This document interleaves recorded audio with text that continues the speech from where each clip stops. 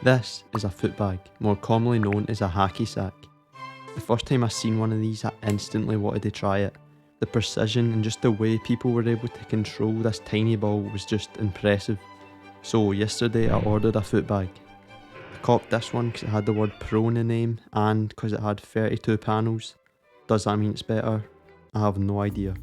Anyway, the package came the next day, and after struggling to open it, the first thing that I discovered was that it had a hole in it. So it looks like I'll be learning two skills for this video: footbag and sewing. I know sewing by itself isn't extremely exciting, but it gives me a good chance to experiment with some editing.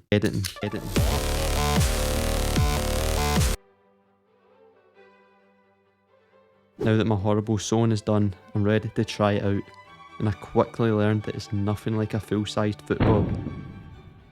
So after some tutorials, I officially get started on the basics, starting off with toe kicks. And the one tip that really helped with these was bringing my knee up higher than I normally would with kicking a normal football. Next up, knee kicks, which are pretty self-explanatory. And finally, the inside kick, which looked the most awkward to do, but honestly felt easier than the last two.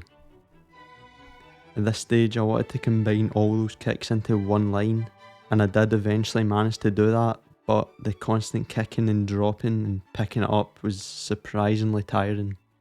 Eventually, I got a line including all the kicks, but the constant kicking tore my footbag a new one, despite my professional sewing.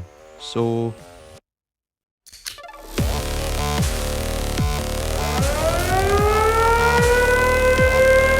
with sew up number 2 done, I began learning some stalls.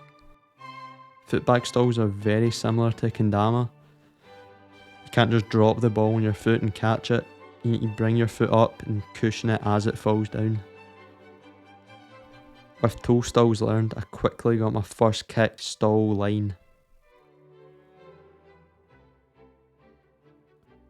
I want to quickly talk about something I recently came across in a book called Someday Is Today. It's a thing called the 100-year plan. Basically, it's making decisions now based on what future you would want. So before making a decision, you would ask yourself, what would the 100-year-old version of myself want me to do? Some examples of this could be working out, Netflix for an hour versus exercising for an hour. The current now version of you will always want to pick Netflix, but the future you would want you to work out. You know, future you doesn't want to be in a hospital all the time, so staying active and maintaining some muscle would help avoid that. Eating healthy, right? Domino's versus a chicken salad. Obviously Domino's is 10 times better in the moment, but future you, after years of eating rubbish, processed food, will have wished you picked chicken salad.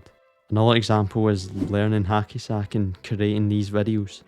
Watching Netflix or scrolling TikTok is satisfying to do in the moment, but if that's all you do in your spare time, the 100-year-old version of yourself won't have much to look back on. Looking back on a stack of things you've created will be more rewarding than looking back on a stack of things you've just watched.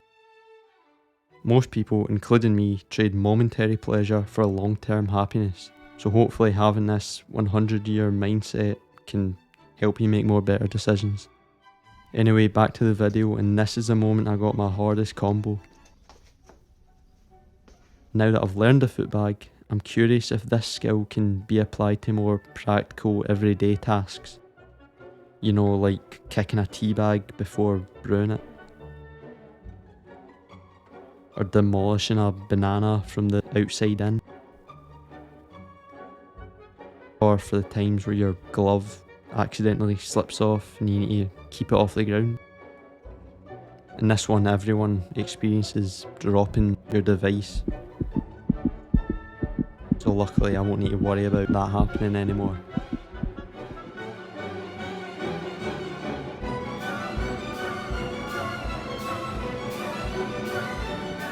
No, but I've actually really enjoyed learning some stuff in the footbag.